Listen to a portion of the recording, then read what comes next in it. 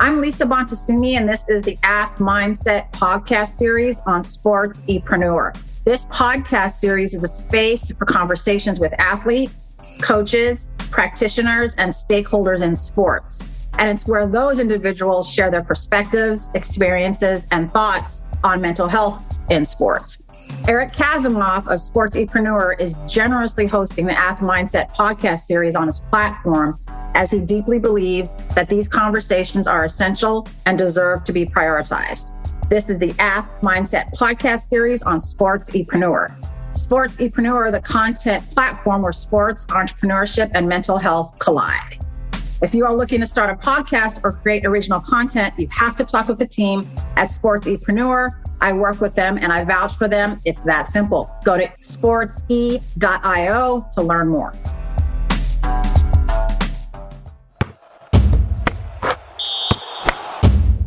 You are Dr. Stacy Kratz. You are a professor. You are an athlete advocate. You are part of the executive team of the Alliance for Social Workers in Sport. There's a lot of things that you do. And you have many ideas. You're a multidimensional human and are doing some amazing things in our world. So tell me, where did this all start? What got you inspired to impact the athlete space and to just show up fully to that? Oh my gosh, Lise. Well, first of all, it's really fun to be here. And I just think about all the work you're doing and roads you're opening. And I mean that. It's just a pleasure to watch you and see where you're going. And I just want to learn. I keep wanting to learn from you, just like that. Oh, thank you. Oh my God. That's very humbling. And I really, really appreciate all of that. And I mean it. I really do mean it. So I teach at USC in the Suzanne Dvorak Peck School of Social Work. And I've been there for 11 years. I actually was invited to go to USC to teach a class then. I was a clinician for the Air Force at MacDill Air Force Base. It was actually where I did my MSW internship, my practicum. And that's how I got involved with my major at USC. At MacDill was Dr. Anthony Hassan, and he was part of opening up the Center for Military Family Social Work at USC. And so he invited me over to come and teach a class. And that was so, at first in my head, I wanted to say no, because I don't know if you know this. I used to teach little French kids how to speak English. I did not know that. Oh my gosh. In France and Brittany. And I was really bad. I was horrible and I couldn't stand it. And I had in my head, I will never be a teacher. Never, never, never. And so when Dr. Hassan asked me to come over, my initial knee-jerk reaction was, no way. Mm-hmm. But of course I couldn't say that. And so I said, sure. Yes, sir. So I'm really grateful for that, because that did happen. And anyway, so that's how I got to USC. That's amazing. I do want to pause and highlight that there are many people in this world, and women, I have to say, that will not push through their adversity and not take that chance. But you're an example of someone who recognized your knee-jerk reaction and then went against it, even maybe in fear or respect at first, but then look where it gets you. You taught a class and now you've been a professor for 11 years. Yeah. That's amazing. A lot of people are going to benefit from you telling that our original sort of fears or even traumas don't keep us from moving forward and learning more about ourselves and helping people. So thank you so much for sharing that. Lisa, that is amazing that you highlighted that, because I never thought of it in that way. Mm. And that's something that's a theme in your work, because you keep saying yes, right? And I actually have a personal mantra that says, say yes whenever I can, I can. And just say yes, just go and just say yes. So sometimes that gets me in a little bit of trouble, but on the average, it's been amazing. But before I came to USC, and even as I continued my work at USC, I do much community work. Mm-hmm. I love that aspect of working at USC because I can do that as well. I can build it in, and there's support there for that. And then I, like you, do a lot more because that's just where my heart goes. It's just, I actually have a visual in my brain and it's a magnet. First time I'm saying this out loud. Oh, Liz, you're good. I literally have this magnet in my brain that brings me to sport and athletics and building it to, I really think of it in terms of building strong communities. And I know you've heard me say that before, but I cannot imagine having advocacy and activism in a community that doesn't involve sport and athletics. In my mind, they have to be together. They have to.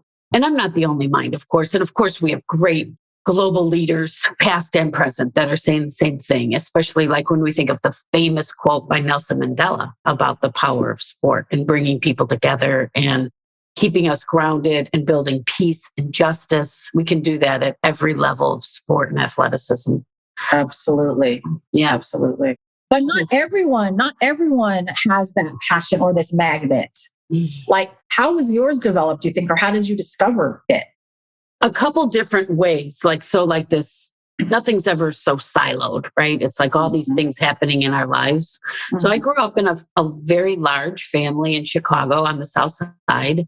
And I was always interested in sport, always. We never put adjectives like athletic, like in the same sentence as who am I? But I always had a drive to play. And so I always was doing things with Chicago Parks District, never on formal teams until I got in 6th grade, where I played on a basketball team and the coach was phenomenal. It was just really fun. Can you imagine me, 6th grade? You know, like I was. You must have been so cute. Oh, I loved it so much. It was so fun. It was so fun. And a boss lady back then. So yes. It was horrible. Oh my God. But I had so much fun. Yep. And then I really loved volleyball. And I was on the volleyball team in 8th grade. And then in high school, I really went into tennis full on. And that's really my sport now, tennis. And I've picked up pickleball, which is really fun. So fun. I played it too. It's amazing. I could go off about the promise of pickleball for communities. Okay, so in the meantime, so there were 8 kids in my family. And in the meantime, my brothers were playing sports and then moving into the D1 world and a lot of golf and water polo and football. And so, but really then it was never, and I don't say this with any animosity or any regret, but it wasn't part of our track to like get involved in the collegiate space for sport. It just wasn't. You know how you hear some people talk about like college just wasn't talked about. It wasn't a thing. Yeah. That's how it was for me with sport. Yeah. But I was always playing and interested. And then, of course, I started having my own children. And then it was like, okay, now I kind of see this world. I'm getting it. I have children that moved into the global space with sport and athleticism. So that was like going on the ride. At the same time, as I'm a professional social worker working in the community and in multiple levels of like direct practice, clinical practice, including individual therapy and group therapy, and also case management and project management and supervisory roles, like all those things that we do as social workers. One of those things was working with refugees.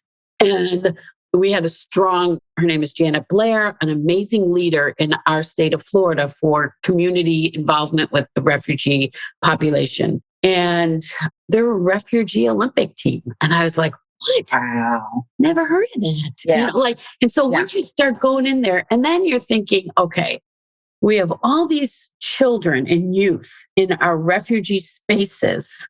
How are they using sport to come together to overcome those boundaries, those literal boundaries and borders that they've experienced throughout their lives? But they come to America and we say, welcome. And guess what? You know what works really great? Hand them a soccer ball. And that is like a big, huge hug of welcome. Let's go play. Yeah. And so that's really when I got into the Alliance of Social Workers in Sports. And that was about 5 years ago. And that was really expanding the use of sport in the refugee community and what we could do with that in Tampa Bay, Florida. Wow. That's amazing. Yeah. And such amazing human work. Yeah. What do you think makes it, I mean, I'm biased, but I'd love to hear your take on it or the way you describe it. The role of social workers in sport. We've talked about it a little bit. Like, what do you see our current role and the future role of social workers in sport from all those levels, from the policy, advocacy, research, clinical, programming, planning space? Like, we're trained in so many different areas and our values and ethics land in so many different areas. But like, what do you see is the unique contribution we can make? I think our future is so bright, which means that the future of our communities continues to just this bright light. I think that social work is so uniquely positioned because of our role that's so varied in communities, from individual, how we call it micro practice, one-on-one working with the person that's in front of you, to then bring it out to the family and to the community, and family in a big, huge definition, like the people that are important and making a difference in each individual's lives.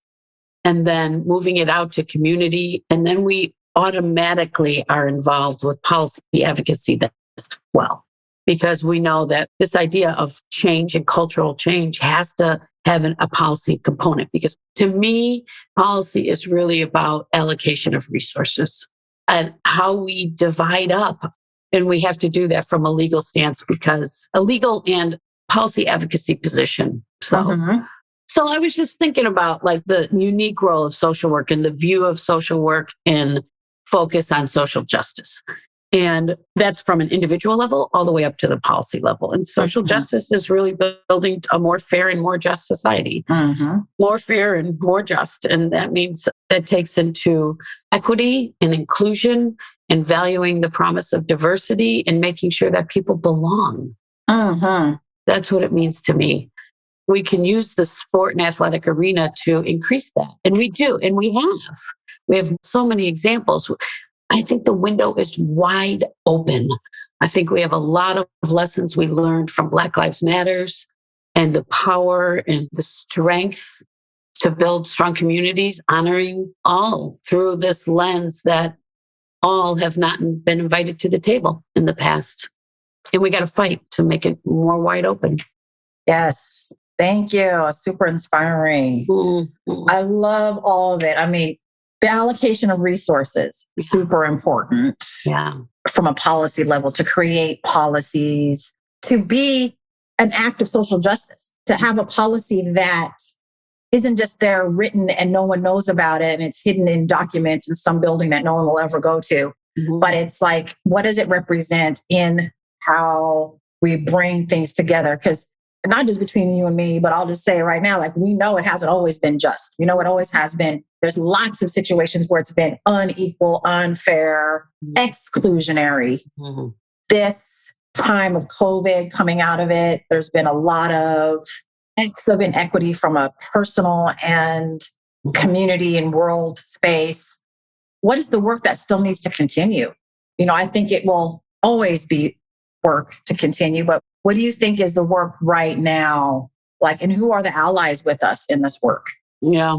I love that. Like, because we have to expand their opportunity to advocate and their allyship to make it stronger. I think that many cities around the country are honing in on their parks and recs departments.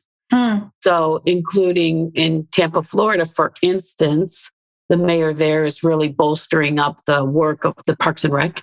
I like to see the work of City Lab and how they're addressing that.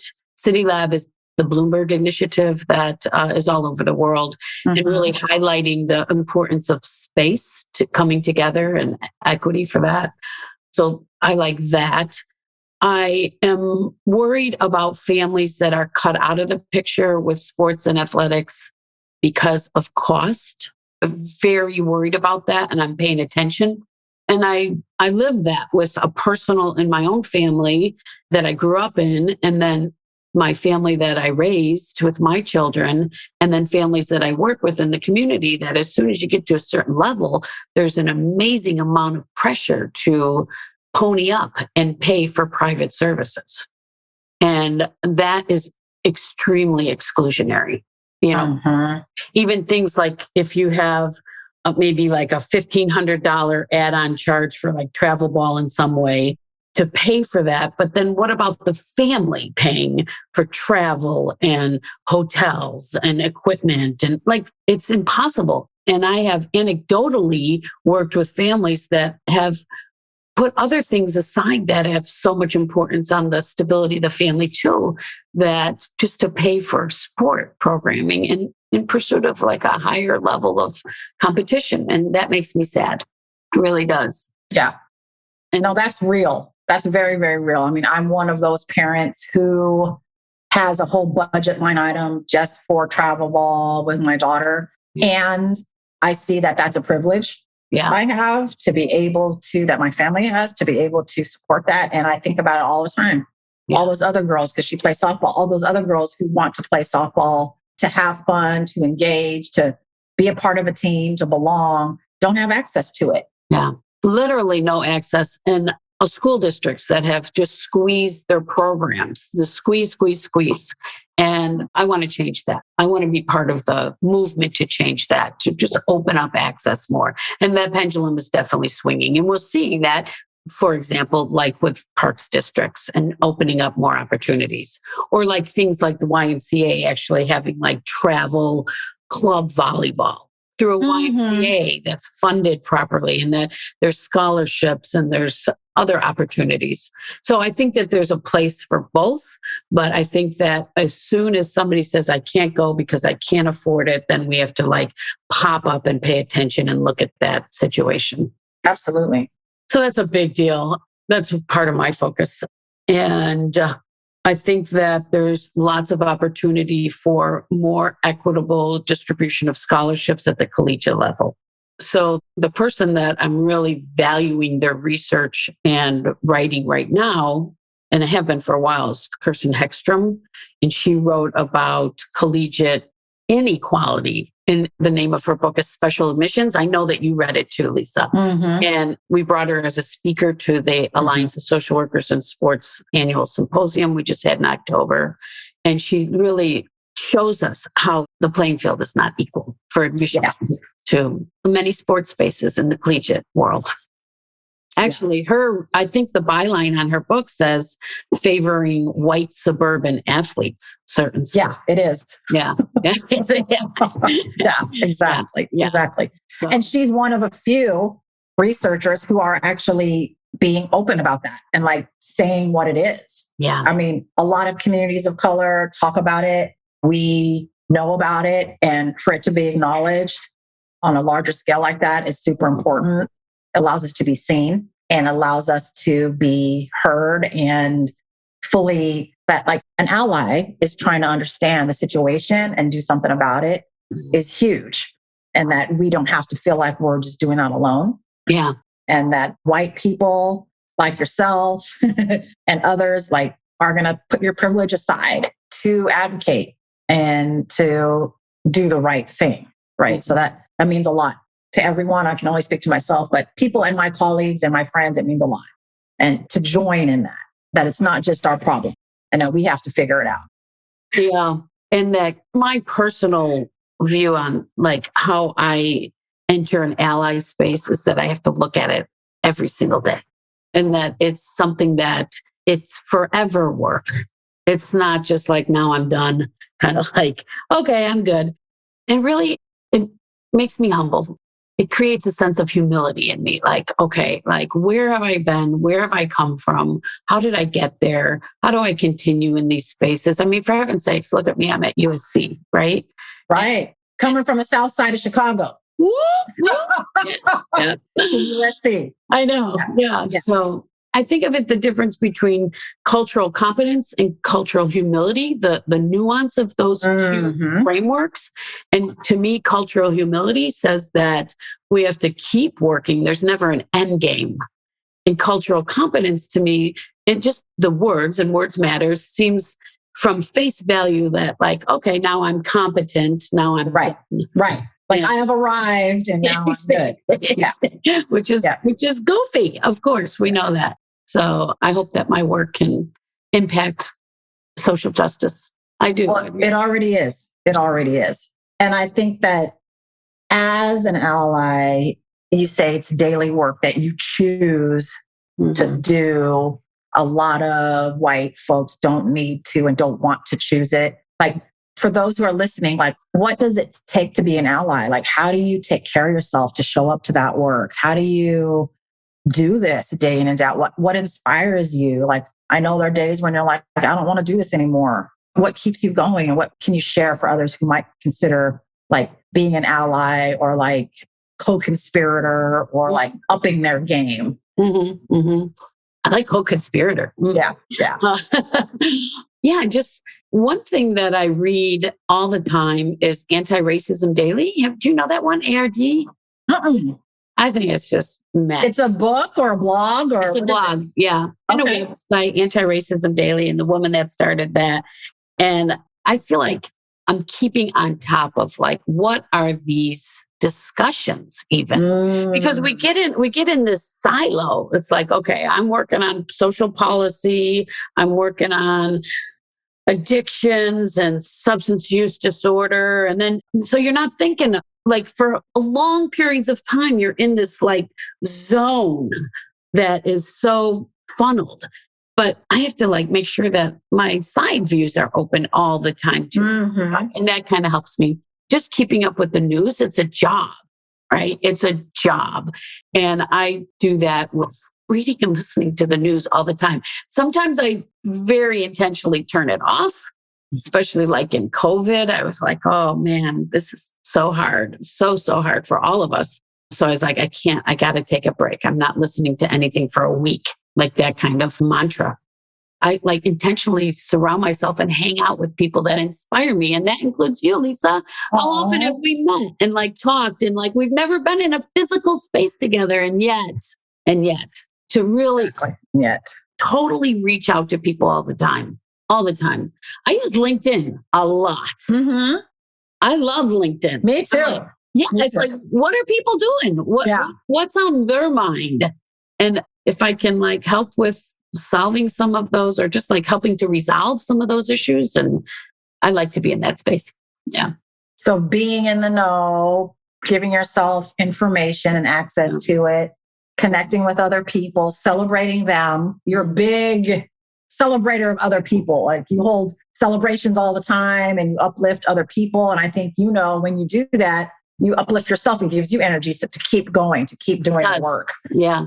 And that balance between this is hard work and this is not the hard work that's not serving me. So this balance of like, I'm going to put myself in this uncomfortable situation, but I also know that this one isn't just uncomfortable. It might cause me harm, i.e. detaching and disconnecting from the COVID news or when things get like the George Floyd video, like I couldn't watch it. Yeah. Things like that. Yeah. Like that doesn't mean I'm less of an advocate or ally.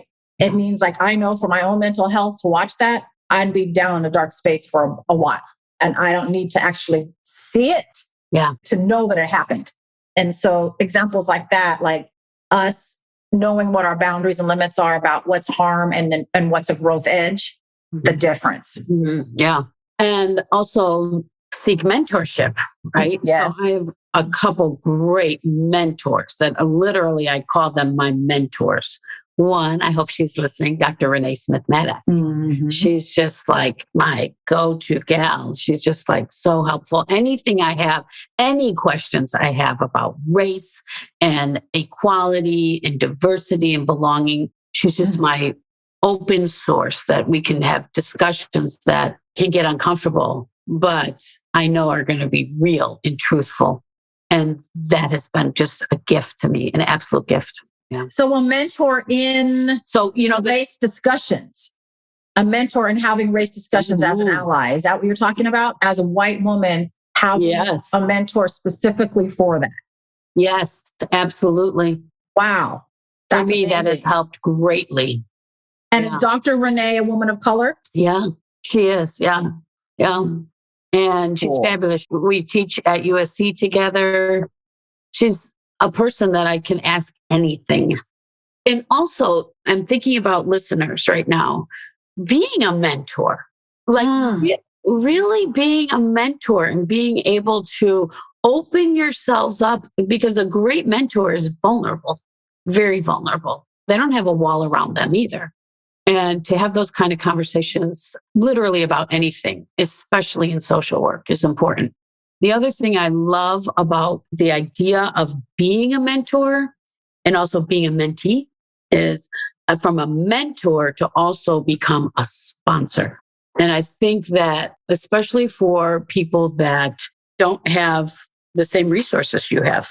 So sponsorship in areas like, I will bring you with me to conferences or to whatever space that normally you wouldn't be at the table, right? So not just talking, like we can talk all day, providing access to financial resources and opening up those doors that people never or have limited resources at that moment in their life. So I think mentorship is great, but I think for great impact, we join it with sponsorship as well. That is amazing. I love hearing that. I mean, sponsorship from a financial, I want to be clear, from a financial perspective, but also from a representation perspective, right? Yeah. That exactly like you said, like bringing your mentee into a space they might not have access to. You're sponsoring their entrance into this space. Yeah. And whether there's a fee attached to that or not, like it's part of what the commitment is to be a mentor. Yeah. And to do that open eyes and open heart and knowing that that is what you're signing up for, as informal or formal as it might be in different organizations. But I think that I love that. I love that. It's not just having chats every now and then, which are awesome. Chats. Yeah. They're talking. The mentor knows that the mentee is asking questions to learn, not to harm, and that it's an opportunity for that connection and community building. And no, I love it. Oh, it's so good, Lisa. And you know that idea of burnout, when we all go through that at various levels throughout our careers as social workers. I can't imagine being a social worker and not having experienced that at some level. Yes. Because it's just really, we're talking, it's raw sometimes. Mm-hmm. And that's in the athletic arena too. Think of sexual assault and rape and tragedy through injury and making transitions and like all that. But when we can be a mentor in those spaces and open up that world, it actually helps us. Yes. It sounds selfish, but it helps us overcome our own burnout because we see such joy. Yeah. You know? Yeah. Well, it's symbiotic is what you're saying. Good word. Yeah. It's symbiotic, right? What we give, we receive. Yeah. Yeah. And there's lots of opportunities for social workers in that space to bring on more social workers that want to work in the sport and athletic arenas around the country and around the world. It's enormous. And I think that the more we spread the word about the subspecialty of social work that we do define as sports social work, the more we're going to have social workers engage, understand their place, that everybody has a place in this subspecialty. You don't have to be an elite athlete or a former elite athlete or nothing. It's about our bodies, our place in our communities, and how we come together. I see it as for every single social worker because we're concerned about communities. Yeah. Yeah. And systems, right? Yeah. Like I find a lot of times when I work, because my passion is working directly with the elite athlete. Yeah. But what I find is, oh, Lisa, my wife wants to talk to someone, or my sister wants to talk to someone, or I would love my dad to talk to someone. So we know that all these relationships impact the athlete, and they're not in a silo. They're part of this familial system, this community system. My friend wants to talk to someone who's not an athlete. And so linking them to other resources and providing referrals and vetting those and making sure that anyone who wants to talk to someone in my sphere is the clinical work that they can, that's accessible. And I take a lot of care in making sure that happens, because for a lot of them, it's the first time the athlete themselves is talking to someone about their lives, and then to want to also then invite someone close to them to also enter into a particular relationship like that, it's like, oh, wow, we're doing big things. This is huge. This is because then that person might tell someone and so on and so on. Victor, and then, right? Like, yes. It's the destigmatizing of accessing of mental health, which has grown so greatly, especially because we have people like Simone Biles, right? Yes. And Naomi that get up there and say, this is who I am and this is what I need. So that's another way that this access and the window's wide open for us to have deep impact with individuals and communities. Yes. It's funny you mentioned that about family systems, because much of the work I do in private practice is working with families who have a loved one who has an addiction. So it may not be the athlete that has the substance use disorder. It may be one of their family members, and really expanding on the idea of, as a family, we work together so the family doesn't implode, which is difficult work because oftentimes there's a lot of luggage that goes with that. And what happened even in past generations about how we deal with addiction and how we use substances and substance and working with the family as a unit to overcome that and get through. That's incredible work. And it takes every member of the family to help with that. It's not just the person who is misusing the substance. I mean, you and I both know that a lot of the more severe mental health diagnoses and the reasons people come to misuse substances is trauma. Mm-hmm. Trauma is involved there. Mm-hmm. And you speak about sort of the intergenerational impact. Mm-hmm. So intergenerational trauma, how that goes from grandfather, that whole part of the family tree, to father to son. I'm just using males right now just because I did. But it takes one person to change that, to change their family tree.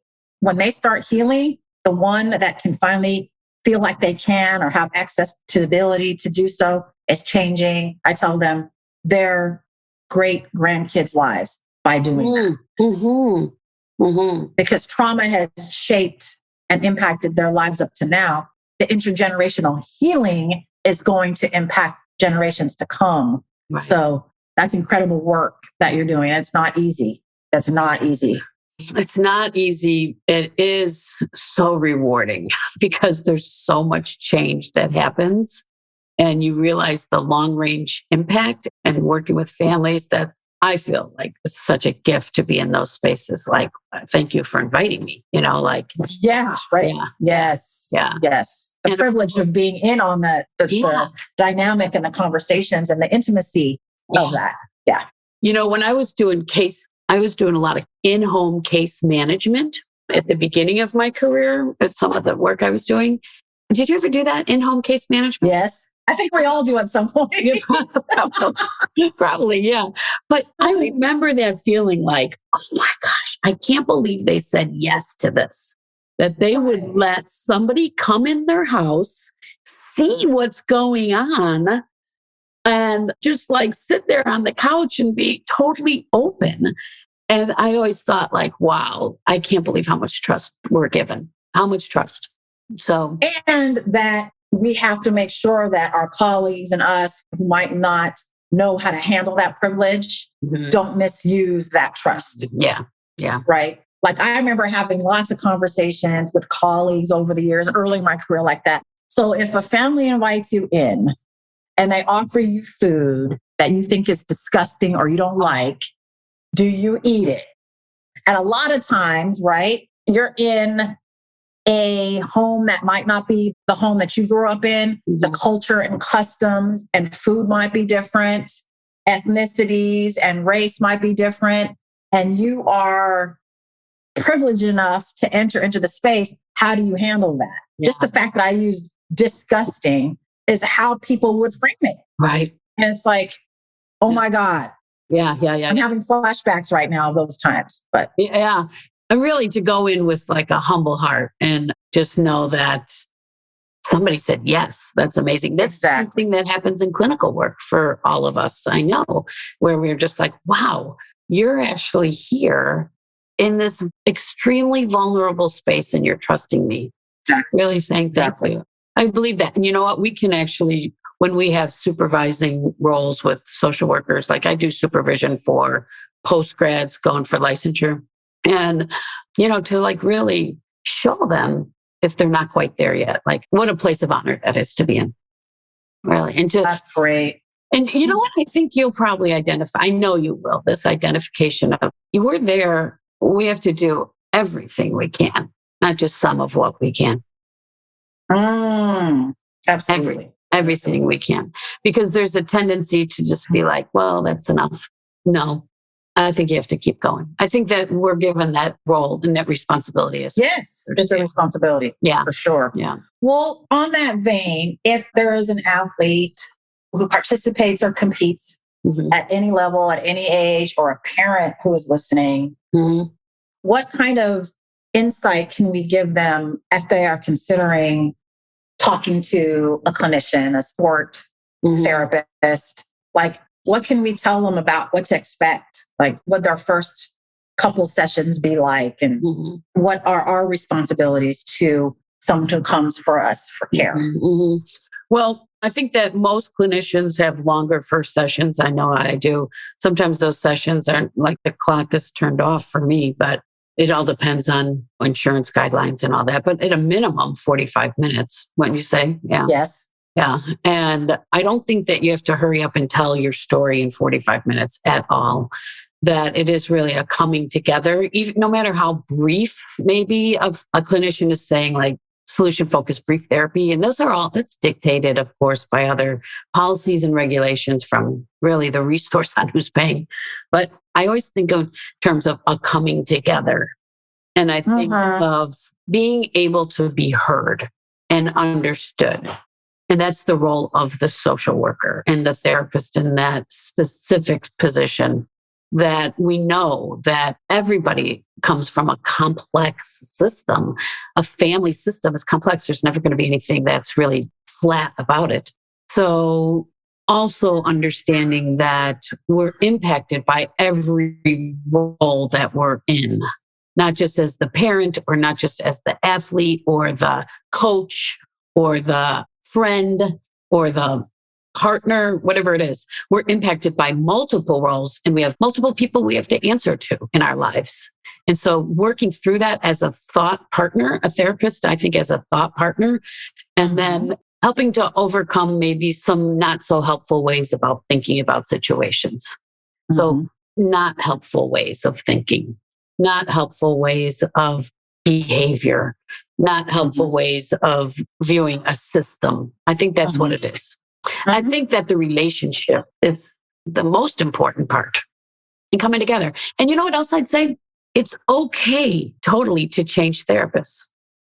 If you're not jiving with your therapist, like you're just not getting it, it's totally okay to say, you know what? I really appreciate your time. I get it. I'm going to actually seek help elsewhere. And that is totally okay. In the same way that in all of our lives, we gravitate towards certain energies, I guess you'd call them, or certain types of people. And sometimes it's more helpful to change therapists than it is to just stay and think that you're going to get something out of it that you're not going to get out of it. No, that's great. And isn't that a mirror experience of how all relationships should go? True.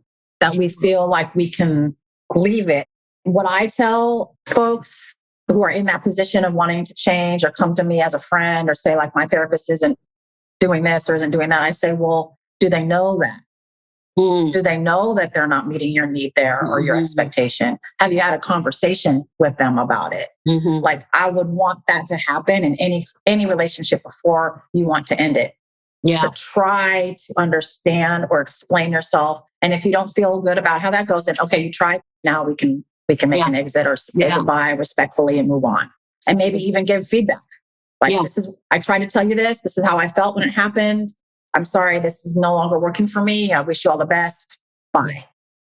That's what I would want anyone I know to be able to say in any relationships, whether it's a client or therapist. So I think that's a very good point. I love the relationship part, that you're engaging in an objective, mutually respectful, confidential, private relationship that's just about you. You don't have to reciprocate except by communication, showing up, agreeing to parameters of the fee, the amount, if there is one, the frequency, insurance, stuff like that, that you're going to be responsible for that part. And then we can have a conversation. I met a new athlete in our first session, and I was like, so before we get started, do you have any questions for me? And so I tried to equal that power dynamics, try to like make it a little bit more even, because it's naturally inherent that we have more power and wanted to even it out. And he's like, oh, I thought you were going to ask me a bunch of questions. I'm like, I can and I will, and I have a bunch. He's like, I just thought that you were, this is the interesting part, I just thought you were here to dig deep into my dark spaces and try to like go there quick. I was like, Well, thank you for saying that. Let me tell you how it really is. Because a lot of people have that stereotype or belief, or they see it on TV or whatever. So no, I think those are all really, really great. The relationship is super important. And I love that you open up with that. Do you have any questions for me? I love that. I also think that just like you and I do in our world, we seek objective feedback and objective input. And sometimes we can't get that if we're 100% seeking someone that's just like me. And so being open to work with people that are not like you, I think is important as well at times. So for instance, there's a famous social worker that was the leader of the International Association of Schools of Social Work that she just passed away. And she was from India. And I always watched her work and listened. And whenever I could be in the same geographic space with her, I would, because she was so different from me. So different. And I really wanted to like learn her perspective. I think that can help in therapy too at times, that really seek people. So if you're looking for a thought partner, I love the idea of thought partners and working through an issue or a situation or a circumstance. Sometimes it takes somebody that's totally different too. And I think that sometimes it's easier to go with somebody that we think is just like us and they'll get us and that like that. But sometimes there can be some growth when it comes from outside. Yeah. And that there has to be a level of safety and trust that effort can be seen as something positive for both parties. Yeah. I think that goes for the therapist. It's funny too. Like there's a lot of us who want to stay comfortable and we don't want to like treat someone who's that different from us. Right. Or like offer the representation. Like for me as a woman of color, I would want all people of color, if they feel comfortable with someone like me, to have access to me. Yeah. And we're going to find differences and similarities even in that for whatever reason. Yeah. Like just because we're folks of color, we come from different families, different ethnicities, different experiences. Not all people of color are the same, etc. And so like really delving into that and understanding it both sides. Because I use self-disclosure a lot in my work to connect, to know that you're speaking with a human, that we're two humans in a space sharing it. But my job is to connect and give you the opportunity, like you said, to be heard, be seen, be validated for your experience, whatever that might be. So. Yeah. That's a good point, that bringing it from the therapist point of view too, to make sure that we're making sure we are available to lots of different types of people, right? So yeah, see, we learn every day to keep focused on that, because it is easy to fall into these patterns. When I started my work with addictions, it was always working with the individual that came to me that was struggling with addiction. And that kind of like how you said with the person that you were serving then said, well, what about my mom? Or what about, my partner wants to come in? Or that's what happened to me in the addiction space with athletes. It was, okay, so the family's imploding over here. We're doing our work in our individual sessions, but all these people don't have access. They don't even know what's going on. They have their generational trauma that's impacting how they view substance use disorder and then how they behave because of it. And I had to do the shift there. That was a couple of years ago, a shift that then I work with the families to keep them from imploding. Yes, because something like that, substance abuse, misuse, addiction, as well as mental health disorders and mental illness, it's not a thing that impacts just one person. It impacts the whole family and their communities and their systems that they're involved in. So again, that's huge, incredible work. Amazing. I'm laughing because I'm like, I wouldn't do it right now at this stage of my career. So I respect and love that you're doing it. So I'm sending you positive vibes and love and hugs every day that you do this work because it's essential and important. It actually is so life affirming. It's fabulous. Social work affirming, therapist affirming.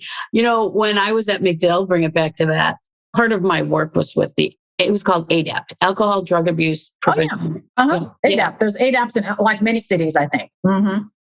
Yes. And at first I was like, no, in my head, of course, no way. I don't want to do that. That's going to be, I can't. No, I can't do that. And of course, then you pitch up because you have to. And it was awesome. It was so awesome.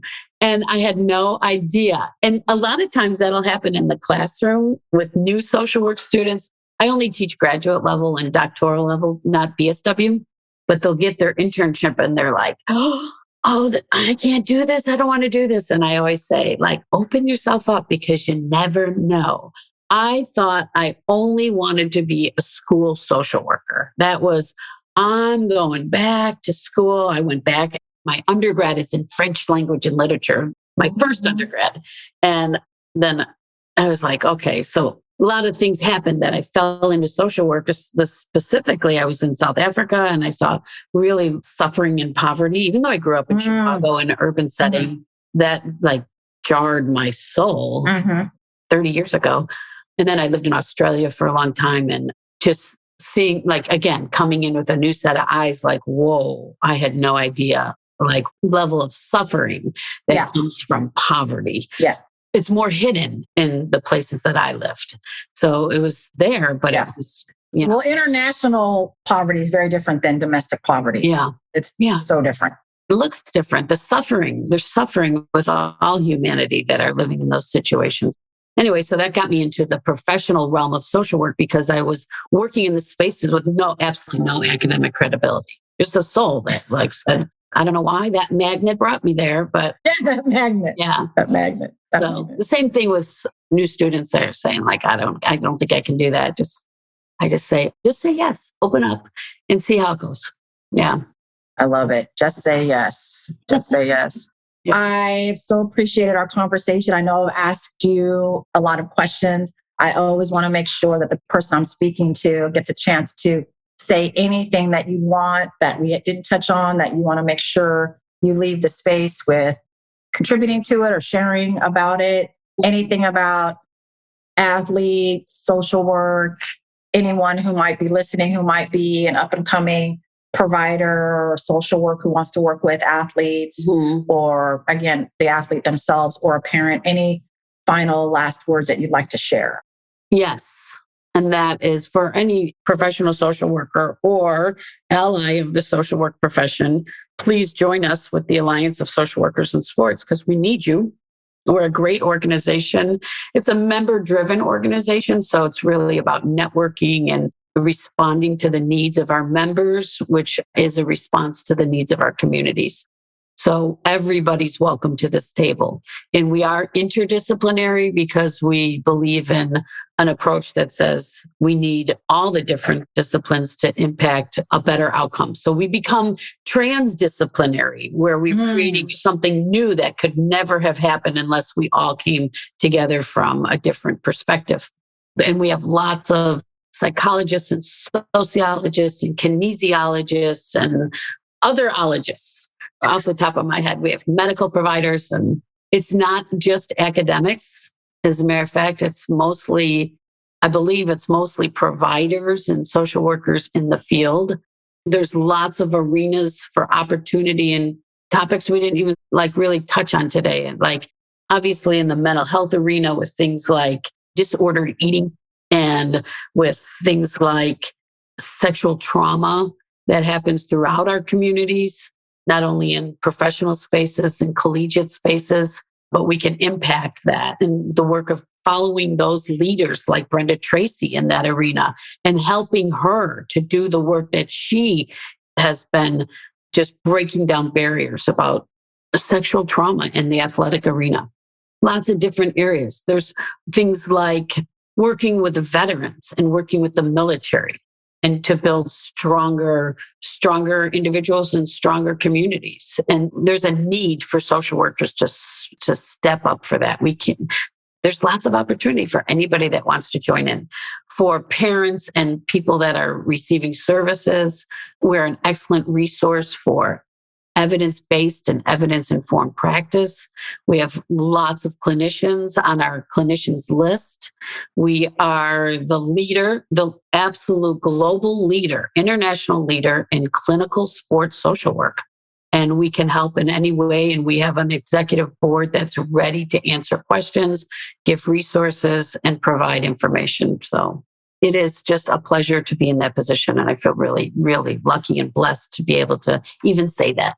Oh, thank you. That's a huge resource. I think even looking at the website gives a lot of resources, right? There's resources, referrals, articles, podcasts, interviews that anyone can access, take a look at.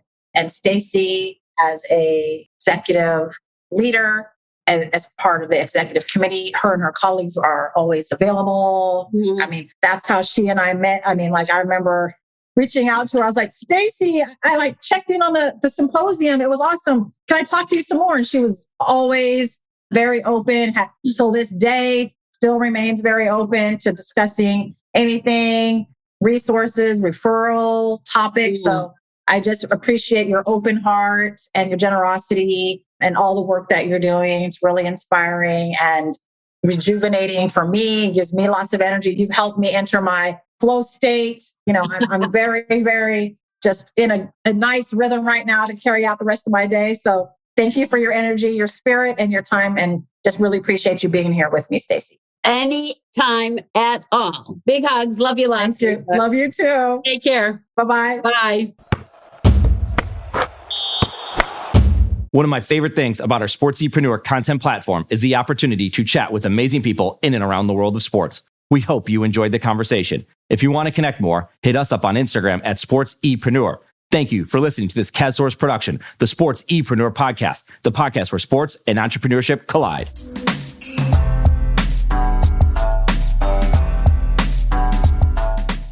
Sportsepreneur is a content platform, a collaborative team, and a marketing brand that is all about showcasing leaders and difference makers in and around the world of sports.